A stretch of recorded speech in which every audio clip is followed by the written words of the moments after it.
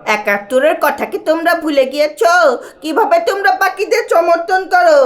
শুনেন, এটা কিন্তু ধর্মযুদ্ধ না। আমাদের উচিত ভারত পাকিস্তান কোনো পক্ষেই না থাকা।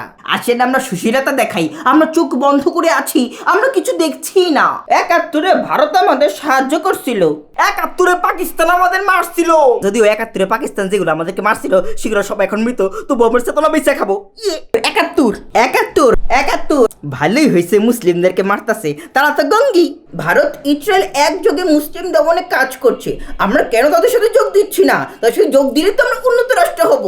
বাংলাদেশের উচিত মাঝামাঝি থাকা, কোনো পক্ষেই যাওয়া যাবে না। যদিও ভারতের হিন্দুত্ববাদটা মুসলিম মারে, যদিও ভারতের হিন্দুত্ববাদটা বাংলাদেশের জন্য হুমকি স্বরূপ, তবুও বাংলাদেশের উচিত মাঝামাঝি থাকা, কোনো পক্ষেই যাওয়া যাবে না। শুনেন, পাকিস্তান হইল সেকুলার রাষ্ট্র, তাদের শাসক তো ভালো না। পাকিস্তানের জনগণও তাদের শাসকদের পছন্দ করে না। আর আমরা ওই পাকিস্তানের শাসকদের পক্ষে না, বরং ভারতের বিপক্ষে।